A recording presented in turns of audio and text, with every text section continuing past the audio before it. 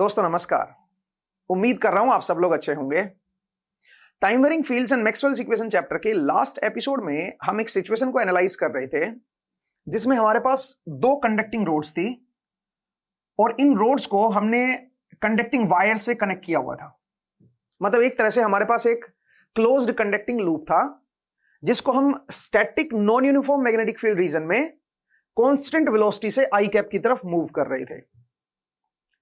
हमने देखा कि ऐसा करने से जो कंडक्टिंग रोड्स हैं उनमें जो फ्री इलेक्ट्रॉन्स हैं उनके ऊपर मैग्नेटिक फोर्स एक्ट करता है और उसकी वजह से इलेक्ट्रॉन्स मूव करते हैं जिससे हमें करंट देखने को मिलता है। हमने देखा कि जो मैग्नेटिक फोर्स है अगर हम उसका क्लोज्ड कंडक्टिंग लूप में वर्क डन कैलकुलेट करें then that work done will be equal to this quantity. यहां पे जो मैं लूप की डायरेक्शन ले रहा हूं क्योंकि ऑब्वियसली मुझे work done by this magnetic force निकालना होगा तो इस क्लोज लूप की डायरेक्शन को भी लेना पड़ेगा, तभी हम एफ डॉट डीएल को प्रॉपर्ली कैलकुलेट कर पाएंगे। जो लूप की डायरेक्शन मैंने ली है वो एंटी क्लॉकवाइज ली है। मतलब ये पोजीशन 1 थी, ये पोजीशन 2, 3 एंड 4। तो जब भी मैं क्लोज लूप की बात करूंगा तो मैं ऐसे चल रहा था, एंटी क्लॉकवाइज। ओके, और हमने देखा कि जो work done by this magnetic force है वो इसके बराबर होता है। अब यहां से हमने work done by this magnetic force per unit charge calculate किया और उसकी वैल्यू कुछ इस तरह से हमें देखने को मिली। ये क्वांटिटी क्या है बताइए? ये है work done in moving a unit charge in this close loop और इसी चीज को हमने ईएमएफ का नाम दिया।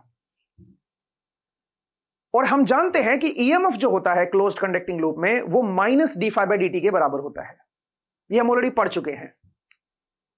तो ईएमएफ को हम minus D phi by D T के बराबर लिख सकते हैं। अब यहां से अगर मैं D phi by D T को कैलकुलेट करूंगा then D phi by D T will be equal to V naught B one minus B two into L. यहां से अगर आप D phi by D T को कैलकुलेट करते हो तो D phi by D T की जो वैल्यू हमें देखने को मिलती है वो है V naught B one minus B two into L. Rather मुझे ये माइनस कैंसिल करना ही नहीं चाहिए क्योंकि जो ईएमएफ होता है वो minus D phi by D T के ही बराबर होता है। तो हमें minus D phi by D T की वैल्यू ही देखनी होती है। Minus D phi by D T की वैल्यू ये निकल के आई है। फिर हमने इसी चीज को एक दूसरे तरीके से देखा। हमने देखा कि जब ये क्लोज्ड कंडक्टिंग लूप है ये जब आगे की तरफ मूव करता है तो कितना फ्लक्स में चेंज आता है। तो हमने स्मॉल टाइम लिया डेल्टा टी। तो डेल्टा टी टाइम में ये जो पोजीशन है ये आगे सरक जाती है। कितनी आगे सरकती है? V naught into delta T, इतनी पोजीशन ये आगे सरक जाती है। तो ऑब्वियसली इस रीजन से फ्लक्स कम हुआ है। जो फ्लक्स पहले इस रीजन में था वो रेड वाले हिस्से में से पास हो रहा था, लेकिन अब वो पास नहीं होगा बिकॉज लूप जो है आगे मूव कर गया है। मतलब इतने हिस्से का जो फ्लक्स है वो कम हो गया और इतने हिस्से का जो फ्लक्स है वो बढ़ गया। तो पहले जो फ्लक्स था हमारे पास, जो पहले फ्लक्स था वो था फाई टी जब पोजीशन रेड वाली थी। अब ये वाले हिस्से का फ्लक्स उसमें से कम हो गया, इसको हमने कैलकुलेट कर लिया, ठीक है। और ये वाले हिस्से का जो फ्लक्स है वो ऐड हो गया, ठीक है जी। उससे जो रिजल्टेंट फ्लक्स बना वो बना phi T plus delta T. अब यहां से जब हमने इसको इधर लेके आए और डेल्टा टी को डिनोमिनेटर में लेके आए और डेल्टा टी टेंड्स टू 0 किया तो D phi by D T की वैल्यू ये निकल के आती है और जो ईएमएफ होता है वो minus D phi by D T के बराबर है, वो इसके बराबर निकल के आता है। तो लास्ट एपिसोड में मैंने बताया था कि यहां पे जो इंड्यूस्ड ईएमएफ है, जो क्लोज लूप में जो ईएमएफ हमें देखने को मिल रहा है वो इसके बराबर है। लेकिन जब हम ऐसे कैलकुलेट करते हैं तो minus D phi by D T की वैल्यू इसके बराबर है। यहां पर नेगेटिव का एक डिफरेंस आ रहा है और मैंने बोला था कि आपको इसके बारे में सोचना है। आई डोंट नो कितने लोगों ने इसके ऊपर थॉट प्रोसेस लगाया। तो चलिए मैं बताता हूं कि ये डिफरेंस क्यों आ रहा है। असल में ये प्रोसेस बिल्कुल सही है। यहां पे जो हमारी कैलकुलेशन है वो बिल्कुल करेक्ट है, लेकिन यहां पे जो हमारी कैलकुलेशन है उसमें हमने एक छोटा सा पॉइंट मिस कर दिया है जिसकी वजह से माइनस साइन हमें देखने को मिल रहा है। अगर आप ध्यान से देखें तो यहां पे जो लूप हमने कंसिडर किया है वो एंटी क्लॉकवाइज किया है। अगर इसी लूप को हम क्लॉकवाइज ले लेते, अगर इसको क्लॉकवाइज ले लेते तो यहां पे लिमिट चेंज हो जाती, ये 0 to L बनता और ये L to 0 बनता, ठीक है। और उस केस में ये माइनस साइन नहीं देखने को मिलता, और उस केस में जो इंड्यूस्ड ईएमएफ होता वो इसी के बराबर आ जाता। इसका मतलब हमने जो लूप कंसीडरेशन किया है उसमें गड़बड़ की है। यहां से हमें यह चीज समझ आई कि जब भी आप ऐसे क्लोज लूप लेते हो तो लूप की डायरेक्शन बड़ी इंपॉर्टेंट है, नहीं तो उसकी वजह से जो ईएमएफ की वैल्यू आएगी वो आपकी डिफरेंट आ जाएगी, माइनस प्लस की मिस्टेक हो जाएगी। अब सवाल ये उठता है कि लूप किधर ले, तो लूप आप उस डायरेक्शन में ले जिस डायरेक्शन में अगर आप अपने राइट हैंड की फिंगर्स को कर्ल करते हो तो जो थंब है वो मैग्नेटिक फील्ड की डायरेक्शन को दिखाए। अब जरा देखिए यहां पे मैग्नेटिक फील्ड अंदर की तरफ है, तो अगर मैं लूप लूंगा तो मैं ऐसे लूप कंसीडर करूंगा तो जो थंब है वो मैग्नेटिक फील्ड की डायरेक्शन को दिखा रहा है। इसका मतलब मुझे यहां पे लूप जो लेना चाहिए वो ऐसे लेना चाहिए, वो मुझे क्लॉकवाइज लेना चाहिए, सो दैट जब मैं राइट हैंड की फिंगर्स को क्लॉकवाइज टर्न करूं तो थंब जो है वो फ्लक्स की डायरेक्शन को दिखा दे। आई होप आपको समझ आया। तो और अगर ऐसे लूप लेता तो यहां पे बिल्कुल सही आता, ये माइनस का डिफरेंस अपने को देखने को नहीं मिलता। इसका मतलब यहां पे हमने मिस्टेक की है, यहां पे बिल्कुल सही चले हम। आप बोलोगे सर यहां पे कैसे चले हो सही? देखो ध्यान से, आपने जो यहां पे फ्लक्स डिक्रीज हुआ है वो कितना कैलकुलेट किया है, जरा कैलकुलेट जरा देखो। आपने लिखा है कि B1 इंटू B1, यहां पे फ्लक्स डेंसिटी है भाई, स्मॉल डिस्प्लेस हुआ है ना, तो हम मान के चल रहे हैं कि इस पूरे रीजन में मैग्नेटिक फील्ड डेंसिटी की वैल्यू B1 है, तो B1 into V0 delta T, ये इसकी लेंथ होगी, और ये जो हाइट है ये कितनी हो गई है, ये हाइट हो गई है L, तो इसका जो एरिया बनेगा वो बनेगा V0 delta T into L, और मैग्नेटिक फील्ड डेंसिटी है B1। तो इसका मतलब यहां पे जो इतने हिस्से में जो फ्लक्स है जो कम हुआ है वो कितना कम हुआ है बताइए, वो हुआ है B1 L V0 delta T, इतना फ्लक्स कम हुआ है, रिड्यूस हुआ है। लेकिन ये फ्लक्स हमने पॉजिटिव लिखा है, मतलब ये पॉजिटिव फ्लक्स है। ये पॉजिटिव कैसे है? क्योंकि हमने जो बिकॉज जो फ्लक्स होता है वो तो B डॉट ए होता है ना, फ्लक्स की वैल्यू हमने ये लिखी है जो यहां पर रिड्यूस हुई है। ये माइनस साइन अलग चीज है, इस माइनस साइन के साथ मत कंफ्यूज होइए। ये माइनस साइन हमने क्यों लिखा है? क्योंकि इतना फ्लक्स जो है वो पुराने वाले फ्लक्स से कम हुआ है, इसलिए माइनस लिखा है। ये एक्चुअल में जो फ्लक्स की वैल्यू इतने एरिया में से निकलेगी वो ये आएगी। ये फ्लक्स की वैल्यू तभी आएगी जब आप एरिया की डायरेक्शन अंदर की तरफ लोगे, बी की डायरेक्शन में ही एरिया को लोगे, तभी आपका इतने हिस्से में जो फ्लक्स आएगा वो ये आएगा। मतलब आप यहां पे जो ये एरिया ले रहे हो इसका वो अंदर की तरफ ले रहे हो, तभी B डॉट ए जो है वो पॉजिटिव आया है। सिमिलरली यहां पे यहां इतने हिस्से में फ्लक्स आपका बढ़ गया है, तो इतने हिस्से का फ्लक्स क्या होगा बताओ जरा, वो होगा B2 into L V0 delta T, और ये भी आपने पॉजिटिव फ्लक्स लिया है इसलिए बिकॉज आप एरिया को अंदर की तरफ ले रहे हो। ये फ्लक्स इंक्रीज हो रहा है पुरानी वाले में, ठीक है, पुराने वाले लूप में इतना फ्लक्स ऐड हो गया इसलिए आपने इसको पॉजिटिव लिया। इतना फ्लक्स जो है, ये वाला फ्लक्स जो है वो सब कम हुआ इसलिए आपने इसको नेगेटिव लिया। मतलब यहां पे आप एरिया को अकॉर्डिंगली लेके चल रहे हो प्रॉपरली। और अगर मैं लूप की बात करूं जिसका आपने एरिया लिया है, एरिया की वैल्यू क्या होगी, L into V0 into delta T.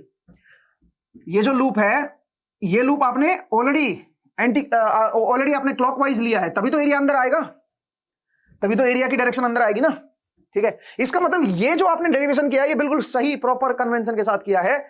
इस केस में जो आपने डेरिवेशन किया है उसमें जो आपने लूप लिया है, work done by this magnetic force जो आपने कैलकुलेट किया है इन अ क्लोज लूप, वहां पे लूप की डायरेक्शन लेते टाइम आपने गड़बड़ कर दी जिसकी वजह से माइनस साइन आया है। तो आई होप ये आपको समझ आया। ये एक सिंपल प्रॉब्लम नहीं थी, ये एक सिंपल डाउट नहीं था जो मैंने आपको होमवर्क दिया था। इसकी वजह से आपको यह समझ आया कि जब भी आप मोशनल ईएमएफ लिखते हो तो उस केस में जो डायरेक्शन आपको लेनी है, क्यू वी क्रॉस बी की जो डायरेक्शन लेनी होती है, या V cross B dot DL में जो इंटीग्रेशन की लिमिट लगानी होती है, वो लिमिट आपको कैसे लगानी होती है, उसके लिए आपको ऑब्वियसली एल पे चलना पड़ेगा ना। लाइन इंटीग्रल कर रहे हो ना भाई, जो आप मोशनल ईएमएफ निकाल रहे हो वो आपका होता है V cross B dot DL, और इसका आपको लाइन इंटीग्रल करना है ना, तो आप लिमिट डालोगे ना कि कहां से कहां तक जा रहे हो। तो आपको ध्यान रखना है, आपको उस डायरेक्शन में चलना है जिस डायरेक्शन से जो आपका लूप का एरिया हो वो मैग्नेटिक फील्ड की तरफ ही हो। या आप ये कह सकते हो कि आपको जो लूप की डायरेक्शन लेनी है वो ऐसे लेनी है, डीएल चलते टाइम उस दिशा में चलना है जिस दिशा में अगर अपने राइट हैंड की फिंगर्स को आप कर्ल करो तो आपका जो थंब है वो मैग्नेटिक फील्ड की तरफ हो, तभी आपका जो है मोशनल ईएमएफ की वैल्यू करेक्ट आएगी, नहीं तो माइनस प्लस की मिस्टेक हो जाएगी। आई होप आपको ये पॉइंट समझ आया। अब आप बोलोगे सर इस बात का क्या मतलब है, थोड़ा सा और सिंपल भाषा में समझाता हूं, ठीक है, थोड़ा सा और सिंपल भाषा में समझाता हूं, जरा देखिए। और ये क्यों इतना इंपॉर्टेंट है, आप इसकी पोलैरिटी को तो डायरेक्ट भी देख सकते हो। अब पोलैरिटी को कैसे डायरेक्ट देखेंगे वो भी मैं आपको तरीका बताता हूं। आप बोलोगे सर हम फोर्स को कैलकुलेट करेंगे, उससे हमारे पास पोलैरिटी आ जाएगी। जरा बताता हूं मैं आपको, देखिए एक और केस लेते हैं। अच्छा, करंट में दिक्कत नहीं आएगी, जब भी आप लूप में करंट कैलकुलेट करोगे उसमें कोई दिक्कत नहीं है। देखिए दोस्तों, अगर मैं एक ऐसी सिचुएशन लूं जिसमें यहां पे हमारे पास एक रेजिस्टेंस है, कोई बल्ब समझ लो आप, ठीक है, और ये कनेक्टिंग वायर्स है, ये कोई ऐसे है, ये कोई रोड्स लगी हुई है, ऐसे कंडक्टिंग रोड्स है, ठीक है। इस डायरेक्शन को मैं आई कैप बोल रहा हूं, इधर जे कैप है, और मान लीजिए जिस रीजन में ये रखा हुआ है उस रीजन में जो मैग्नेटिक फील्ड डेंसिटी है वो कांस्टेंट है और बाहर की तरफ है। एक मिनट के लिए कांस्टेंट ले लेते हैं। मैग्नेटिक फील्ड डेंसिटी जो है वो कांस्टेंट है और बाहर की तरफ है, यूनिफॉर्म मैग्नेटिक फील्ड डेंसिटी है, बी नॉट के कैप की तरफ है।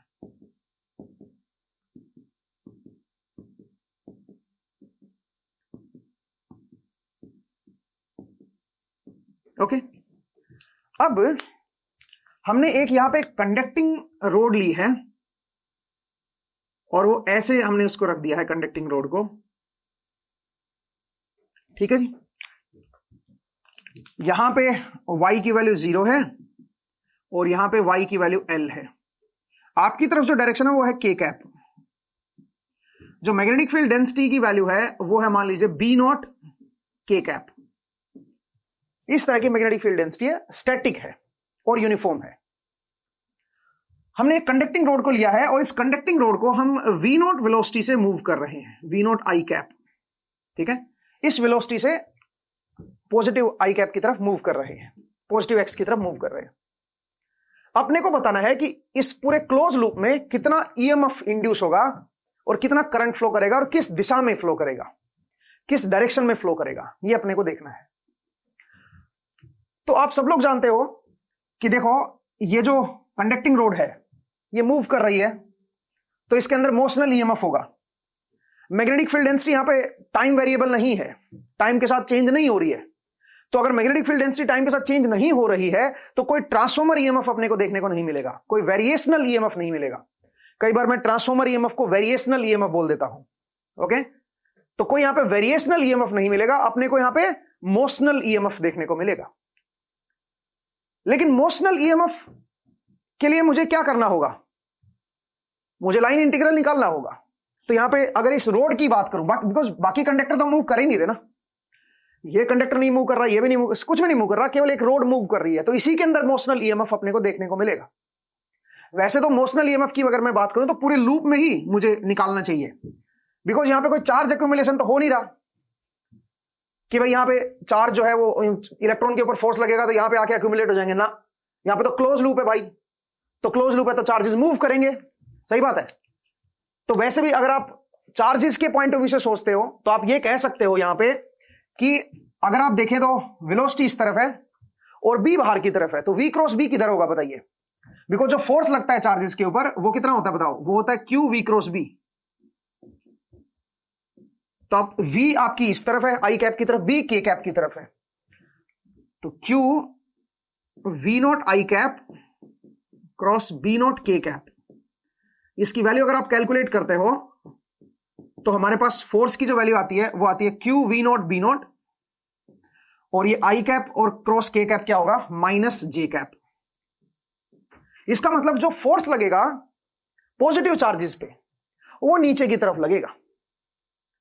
अगर नीचे की तरफ पॉजिटिव चार्जेस पे फोर्स लगेगा तो इसका मतलब है करंट नीचे की तरफ फ्लो करेगा, क्योंकि पॉजिटिव चार्जेस नीचे फ्लो कर रहे हैं, उन पे फोर्स नीचे की तरफ लग रहा है। अगर उन पे फोर्स नीचे की तरफ लग रहा है तो करंट भी तो पॉजिटिव चार्जेस जिधर फ्लो करते हैं उधर ही होता है ना। तो इसका मतलब आप ये कह सकते हो कि यहां पे जो करंट होगा वो आपका ऐसे मूव करेगा, करंट ऐसे फ्लो करेगा। आई होप आपको समझ आया। और मैंने आपको बताया है करंट इलेक्ट्रिसिटी में कि रजिस्टर में जिधर करंट एंटर करता है उधर प्लस होता है, उधर इधर माइनस होता है। तो आप ये कह सकते हो इस कंडक्टिंग रोड में भी इधर प्लस बनेगा और इधर माइनस बनेगा, मतलब इधर वाली साइड हायर वोल्टेज पे रहेगी, इधर वाली साइड लोअर वोल्टेज पे रहेगी। सवाल यहां पे ये है कि ईएमएफ की वैल्यू क्या होगी, ईएमएफ की वैल्यू क्या होगी। तो ईएमएफ की वैल्यू अगर मैग्नीट्यूड की मैं बात करूं पूरे क्लोज लूप में कितना ईएमएफ होगा, तो उसके लिए आप क्या कर सकते हो, V cross B dot DL कर सकते हो। तो चलिए V cross B dot DL करते हैं। V cross B dot DL और लाइन इंटीग्रल कर रहे हैं, close line integral, because close loop में हम ईएमएफ निकाल रहे हैं। ईएमएफ हमेशा क्लोज लूप में निकलेगा, ध्यान रखिएगा, ठीक है। क्लोज लूप में हम ईएमएफ निकालेंगे। तो जरा देखते हैं क्या क्या वैल्यू निकल के आती है ईएमएफ की। V की वैल्यू है V नॉट, B की वैल्यू है B नॉट और V क्रॉस B ये बन जाएगा माइनस जे कैप डॉट डीएल, ठीक है। और क्लोज्ड लाइन इंटीग्रल करना है अपने को, सही है। अब मुझे एक बात बताइए, डीएल का कौन सा कंपोनेंट इसके साथ डॉट प्रोडक्ट देगा, केवल वाई कंपोनेंट, बिकॉज डीएल जो होता है वो होता है डीएक्स आई कैप प्लस डी वाई जे कैप प्लस डीजेड के कैप, सही है। तो केवल जे कैप कंपोनेंट ही तो डॉट प्रोडक्ट देगा ना इसके साथ। तो इसकी वैल्यू जो बन जाएगी वो बन जाएगी वी नॉट बी नॉट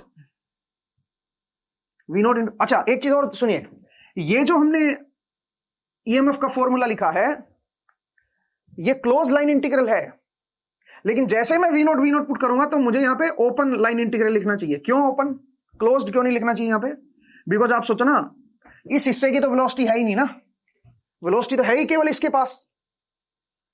तो इसका मतलब है ये पूरे क्लोज लूप में जब आप लाइन इंटीग्रल निकालोगे तो यहां से यहां पे लाइन इंटीग्रल की वैल्यू जीरो आएगी, इसकी वैल्यू जीरो हो जाएगी, यहां से यहां तक भी इसकी वैल्यू जीरो आएगी, यहां से यहां तक भी इसकी वैल्यू जीरो आएगी, बिकॉज ये मूव नहीं कर रहे हैं, मूव केवल ये वाला हिस्सा कर रहा है। तो इसलिए ये जो क्लोज लाइन इंटीग्रल है ये ओपन लाइन इंटीग्रल में हो जाएगा और इसकी वैल्यू बनेगी वी नॉट बी नॉट, यहां पे हो जाएगा डी वाई, इस जगह पे आएगा डी वाई और माइनस के साथ आएगा, माइनस के साथ आएगा, सही है।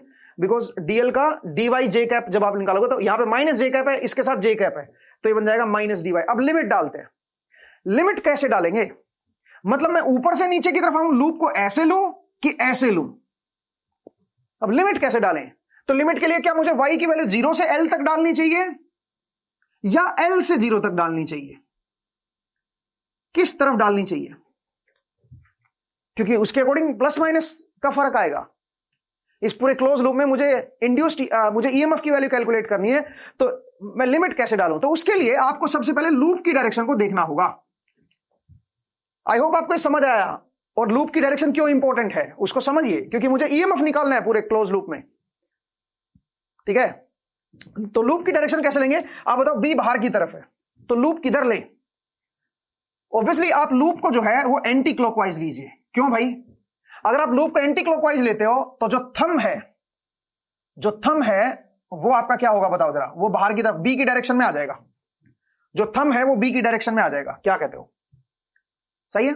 इसका मतलब मैं क्या करूंगा बताओ, इसका मतलब है मैं लूप को एंटी क्लॉकवाइज लूंगा, और अगर आप लूप को एंटी क्लॉकवाइज ले रहे हो तो आप इस कंडक्टिंग रोड में नीचे से ऊपर की तरफ मूव कर रहे हो, ऐसे जा रहे हो, नीचे से ऊपर की तरफ जा रहे हो। नीचे y की वैल्यू क्या है 0 और ऊपर y की वैल्यू क्या है l। इसका मतलब ये जो क्लोज्ड लाइन इंटीग्रल हमने कैलकुलेट किया है, जिसको हम ईएमएफ लिख रहे हैं, ये है हमारा ईएमएफ। इस पूरे क्लोज लूप में जो ईएमएफ आएगा वो ये आएगा, इसको आप इस तरह से लिख सकते हो। और इसकी वैल्यू क्या बन गया, ये इसकी वैल्यू बन गया V naught B naught L with minus sign. ये हमारे पास इस क्लोज लूप में ईएमएफ है, ईएमएफ की वैल्यू है। और इस दिशा में जब हम इस दिशा में चल रहे हैं, ऐसे लूप में चल रहे हैं, एंटी क्लॉकवाइज चल रहे हैं, तो इतना ईएमएफ है। अगर हम क्लॉकवाइज चलते ना तो पॉजिटिव ईएमएफ होता, एंटी क्लॉकवाइज चल रहे हैं तो नेगेटिव ईएमएफ आया हमारे पास, ठीक है। और एंटी क्लॉकवाइज हम चल क्यों रहे, क्योंकि हमने एक स्टैंडर्ड बना दिया ना बी वाला, ठीक है। ये हमारे पास ईएमएफ आया है, तो एंटी क्लॉकवाइज डायरेक्शन में करंट क्या होगा फिर, एंटी क्लॉकवाइज, क्योंकि लूप हमने एंटी क्लॉकवाइज लिया, तो चलो करंट भी एंटी क्लॉकवाइज में निकालते हैं। तो करंट एंटी क्लॉकवाइज में क्या आएगा बता जरा, वो आ जाएगा minus V naught B naught, anticlockwise direction में ईएमएफ निकाल लो और डिवाइड बाय रेजिस्टेंस कर दो, ये जो करंट है एंटी क्लॉकवाइज डायरेक्शन में आ जाएगा। अब आप बोलोगे सर ये करंट तो एंटी क्लॉकवाइज में नेगेटिव आया है, तो इसका मतलब एक्चुअल में करंट किधर फ्लो करेगा, एक्चुअल में क्लॉकवाइज में फ्लो करेगा। तो एक्चुअल करंट की डायरेक्शन ये होगी, पॉजिटिव करंट की डायरेक्शन जो है वो ये होगी, और यहां पे जो डायरेक्शन आई है वो नेगेटिव आई है। इसका मतलब ये नेगेटिव क्यों आई है, क्योंकि हम बाय डिफॉल्ट करंट जो इस तरह से निकालते हैं ना, ईएमएफ डिवाइड बाय आर करके, जो करंट हमारा निकलता है, जो करंट का ये फॉर्मूला हम लगाते हैं ईएमएफ डिवाइड बाय आर, इसकी डायरेक्शन किधर होती है, जिधर लूप की डायरेक्शन लिया आपने, जिस लूप में आपने ईएमएफ निकाला है उस लूप की कोई डायरेक्शन भी ली होगी ना, तो जिधर आपने लूप की डायरेक्शन ली है उसी डायरेक्शन में करंट हमने निकल के आया यहां से, ठीक है, उसी डायरेक्शन में करंट निकल के आया। अब क्योंकि लूप आपने यहां पे एंटी क्लॉकवाइज लिया था, इसको सोल्व करने के लिए लूप की डायरेक्शन एंटी क्लॉकवाइज ली थी, तो उससे ईएमएफ की वैल्यू ये निकल के आ रही है, और एंटी क्लॉकवाइज डायरेक्शन में करंट की वैल्यू ये आ रही है, ये नेगेटिव आ रही है।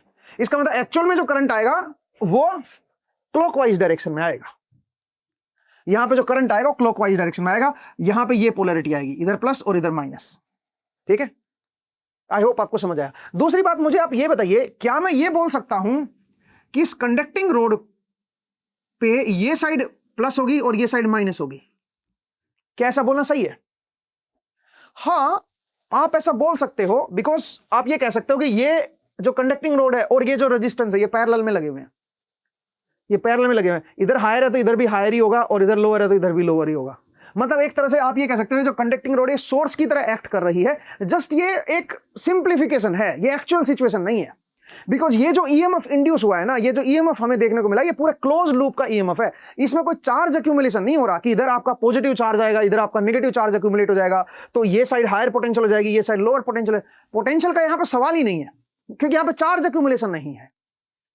आप समझिए इस पॉइंट को भाई। जब अगर कोई कंडक्टिंग रोड ओपन होती, सिर्फ मैग्नेटिक फील्ड रीजन में कंडक्टिंग रोड अकेली मूव कर रही होती, तो ये डेड एंड होते, उस केस में तो चार्ज एक्यूमुलेट होता, तो हम बोल देते भाई ये हायर पोटेंशियल होगा, ये लोअर पोटेंशियल होगा, क्योंकि चार्ज आके यहां पे रुक गया ना, एक्यूमुलेट हो गया, तो इसलिए हायर बन गया, ये लोअर बन गया। लेकिन अब क्या सिचुएशन है, अब आपका ये ओपन नहीं है, ये पूरे क्लोज लूप में मूव कर रहा है और ये इसके ऊपर जुड़ा हुआ है, तो चार्ज यहां पे एक्यूमुलेट थोड़े ना होंगे, समझ रहे हो? तो ये जो ईएमएफ अब आया है ना, पूरे लूप का ईएमएफ है, पूरे क्लोज लूप का ईएमएफ है।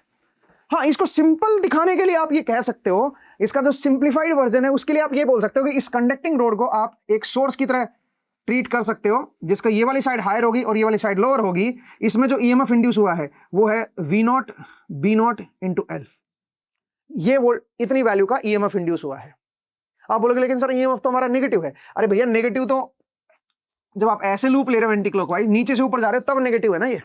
और वैसे भी जब आपको मैंने केवीएल बताया था, केवीएल कैसे लगाते हैं, जब भी आप नीचे से ऊपर की तरफ मूव करोगे तो वोल्टेज नेगेटिव आएगी, क्योंकि प्लस से माइनस जा रहे हो आप, इसको नेगेटिव वोल्टेज लिखोगे आप, ठीक है। तो आई होप आपको समझ आया। इस कंडक्टिंग रोड को आप इस तरह से रिप्लेस कर सकते हो और इसके साथ ये रेजिस्टेंस, लेकिन ये टेक्निकली सही नहीं है, ये जस्ट एक आंसर निकालने का तरीका है बस, ठीक है।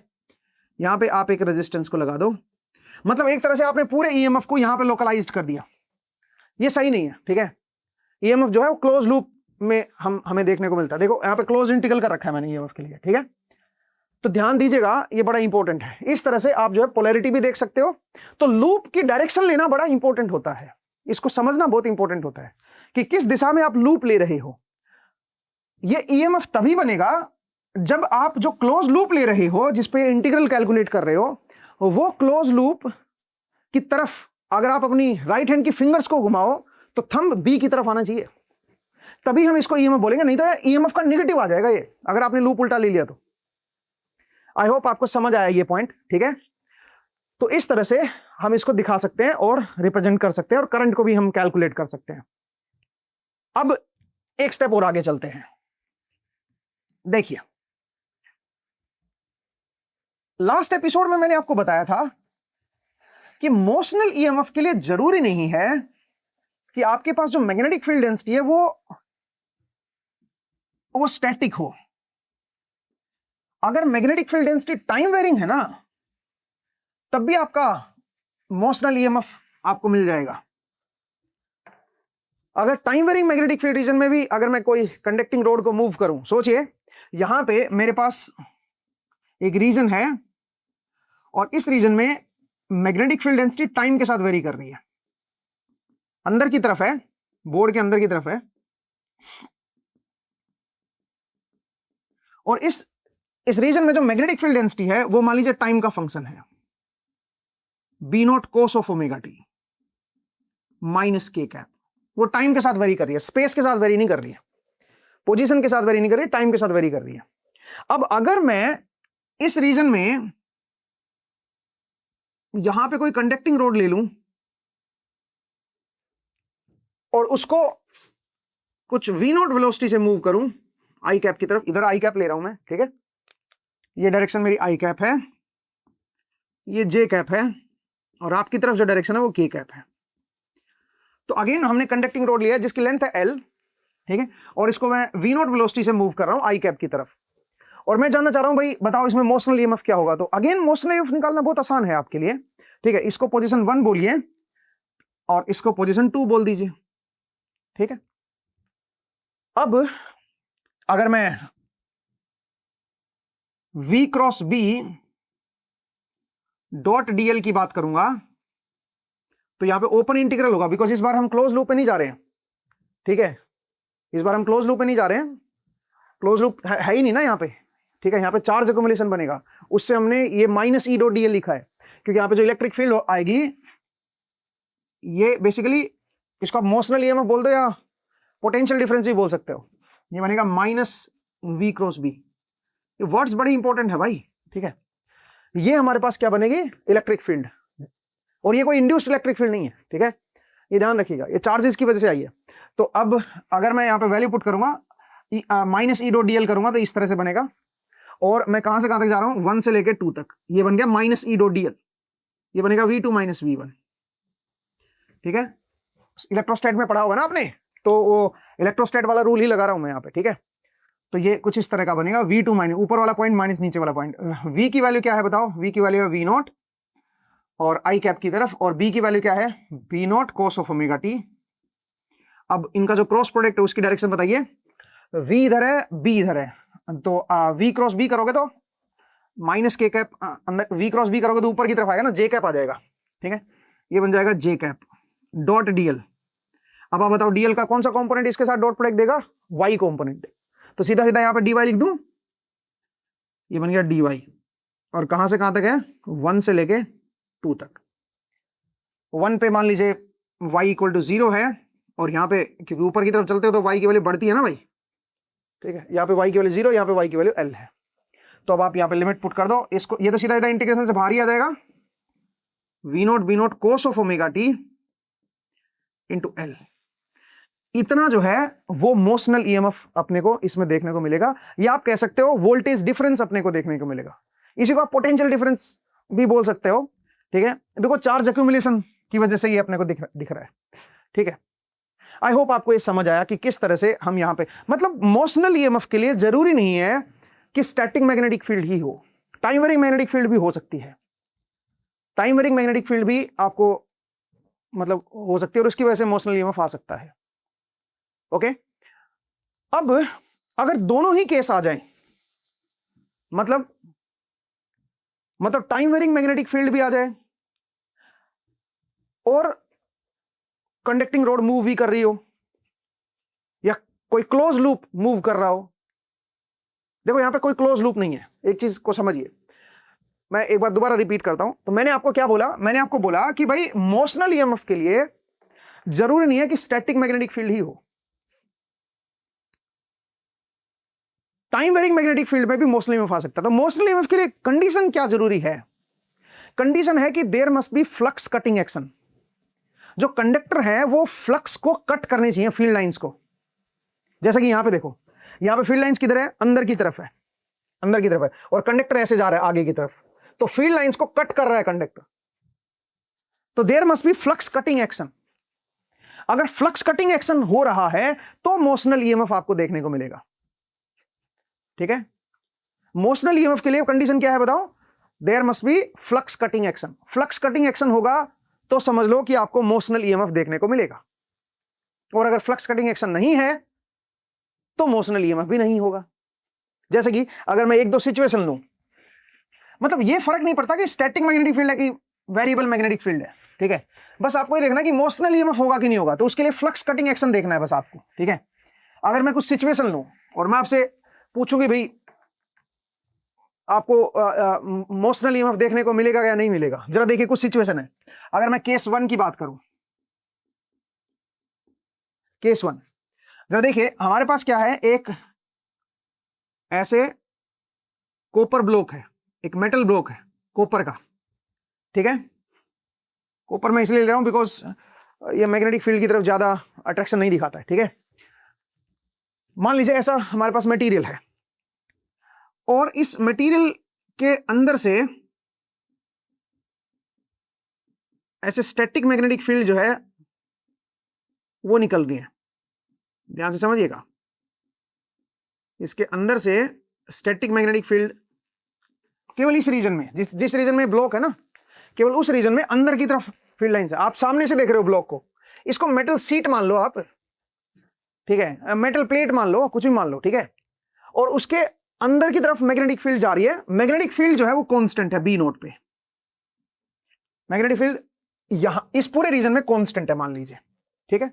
अब मैं क्या कर रहा हूं, मैं एक बल्ब ले रहा हूं, बल्ब माने रेजिस्टेंस, मैं एक बल्ब ले रहा हूं और उसको मैं यहां पे कनेक्ट कर रहा हूं। देखो ये कांटेक्ट पॉइंट है और ऊपर से इधर कांटेक्ट पॉइंट है, मैं ऐसे कनेक्ट कर दिया बल्ब, ठीक है जी। अब मैं क्या कर रहा हूं, मैं इस कांटेक्ट पॉइंट को मूव कर रहा हूं। इस कांटेक्ट पॉइंट को मान लीजिए मैं ए बोल देता हूं और इसको मैं बी बोल देता हूं। अब इस कांटेक्ट पॉइंट को मैं यहां से यहां पे मूव कर रहा हूं, ठीक है। कांटेक्ट पॉइंट को अब मैंने यहां से यहां पे मूव कर दिया है। सवाल यह है कि क्या ये बल्ब ग्लो करेगा और इसके थ्रू करंट फ्लो करेगा। ये मेरा ए प्राइम हो गया और ये मान लीजिए बी प्राइम हो गया। तो बेसिकली मैं कांटेक्ट को इस तरफ मूव कर रहा हूं, कांटेक्ट पॉइंट को इधर मूव कर रहा हूं। सवाल यहां पे ये है कि क्या बल्ब ग्लो करेगा। Answer is no, bulb glow नहीं करेगा। क्यों नहीं करेगा बताओ। बिकॉज आप कोई कंडक्टर को मूव थोड़ी ना कर रहे हो मैग्नेटिक फील्ड रीजन में, कंडक्टर थोड़ा ना मूव हो रहा है, ठीक है। कंडक्टर तो वहीं का वहीं है, बस आपका कांटेक्ट पॉइंट मूव हो रहा है, ठीक है। तो इससे कोई ईएमएफ नहीं बनता है, ठीक है। इससे कोई आपका पूरे क्लोज लूप में ईएमएफ नहीं आएगा, कोई मोशनल ईएमएफ नहीं है। ऑब्वियसली मैग्नेटिक फील्ड टाइम के साथ वेरी तो कर नहीं रही है, तो इसका मतलब इस पूरे क्लोज लूप में कोई आपका वेरिएशनल वोल्टेज तो है नहीं, और ट्रांसफॉर्मर ईएमएफ तो है नहीं। यहां पर तो केवल मोशनल ईएमएफ का ही चांस हो सकता था, वो भी नहीं मिलेगा आपको। क्यों? क्योंकि कोई फ्लक्स कटिंग एक्शन नहीं हो रहा, कोई कंडक्टर ऐसा नहीं है जो फ्लक्स को कट कर रहा हो, ठीक है। आई होप आपको समझ आया। अब एक और सिचुएशन देखिए, सोचिए हमने इस बार क्या किया, केस नंबर 2 देखिए। हमने कॉपर का ब्लॉक ही लिया, कॉपर प्लेट ही लिया, लेकिन इस बार पूरी कॉपर प्लेट नहीं है। इस बार हम क्या कर रहे हैं, कॉपर प्लेट की स्टैकिंग ले रहे हैं, ठीक है। बीच बीच में हमने मान लीजिए यहां पे इंसुलेशन लगा दिया है, मतलब पूरी एक इकट्ठी सीट नहीं है, बीच बीच में हमने इसके गैप बना रखे हैं, मतलब पतली पतली सीट ऐसे कनेक्ट कर रखी है, ठीक है। पतली पतली ऐसे लेयर सी बना रखी है और ये आपस में कनेक्टेड नहीं है भाई, ठीक है। देयर इज अ गैप, इनमें गैप है भाई, ठीक है, इनमें गैप है। अगेन ये कॉपर सीट है, इनमें गैप है, ठीक है। और रीजन में कांस्टेंट मैग्नेटिक फील्ड एग्जिस्ट कर रही है, सिर्फ इतने रीजन में जिसमें ये प्लेट रखी हुई है, इतने रीजन में मान लीजिए कांस्टेंट मैग्नेटिक फील्ड एग्जिस्ट कर रही है। बी वेरिएशनल नहीं है भाई, बी जो है वेरी नहीं कर रही है टाइम के साथ, कांस्टेंट है बी नॉट, बी की वैल्यू है B naught, okay, B is equal to B naught. अब अगेन हम क्या कर रहे हैं, ऐसी ही सिचुएशन ले रहे हैं, बल्ब लगा रहे हैं। तो हमारे पास यहां पे एक बल्ब है, ओके, और हमने पहले इस बल्ब को यहां पे कनेक्ट किया है,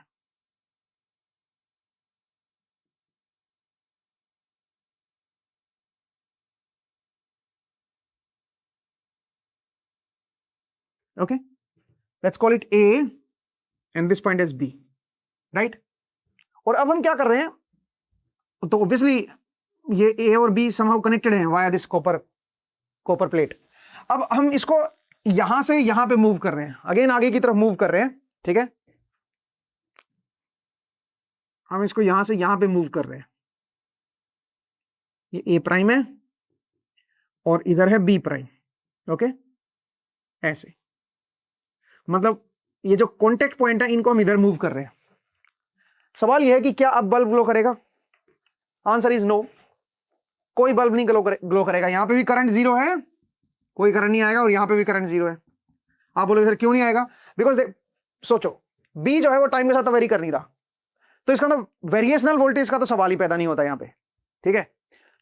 स्टैटिक मैग्नेटिक फील्ड है, केवल एक ही फ्लक्स हो सकता था, केवल एक ही ईएमएफ हो सकता था, दैट वाज मोशनल ईएमएफ इस पूरे क्लोज लूप में।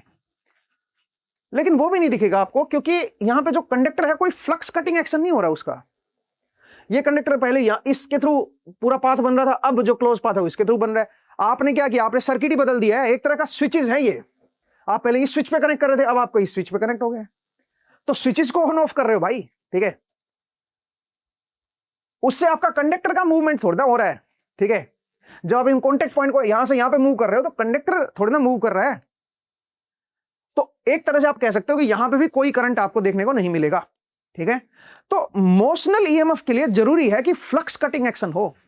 आप जरा केस नंबर 3 भी देखिए, केस नंबर 3। केस नंबर 3 में हम क्या कर रहे हैं, हमारे पास एक ऐसा रीजन है, इस बार हम कोई कंडक्टिंग शीट नहीं ले रहे हैं, हमारे पास ऐसा कोई हाइपोथेटिकल रीजन ले लो, और इस रीजन में मैग्नेटिक फील्ड डेंसिटी जो है वो कांस्टेंट है बी नोट पे। मैग्नेटिक फील्ड डेंसिटी जो है वो कांस्टेंट है एट बी नोट वैल्यू, ठीक है जी। और हम क्या कर रहे हैं, हमारे पास यहां पे एक कंडक्टिंग रोड है, और इधर हमने बल्ब कनेक्ट किया हुआ है,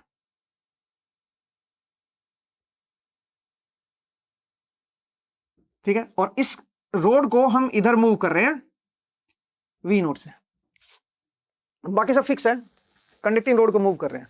तो इस केस में जो करंट है वो अब आपका नॉन जीरो आएगा। इस बल्ब का अपना रेजिस्टेंस है आर, इस केस में करंट जो आएगा वो नॉन जीरो आएगा। क्यों? क्योंकि इस बार आप देखो इस रीजन में एक कंडक्टर है और कंडक्टर साथ साथ मूव कर रहा है। इस बार कोई कॉन्टेक्ट मूव नहीं कर रहे, कंडक्टर पूरा मूव कर रहा है, तो इस बार करंट आपको देखने को मिलेगा। तो आपको ये चीज समझना है कि, और ये जो पूरे लूप में जो ईएमएफ आएगा वो मोशनल ईएमएफ होगा, बिकॉज बी जो है वो तो वेरी कर नहीं रही है, बी तो कांस्टेंट है, ठीक है। तो वेरिएशनल वोल्टेज तो बनेगा नहीं भाई, केवल मोशनल ईएमएफ आपको देखने को मिलेगा। आई होप आपको ये समझ आया।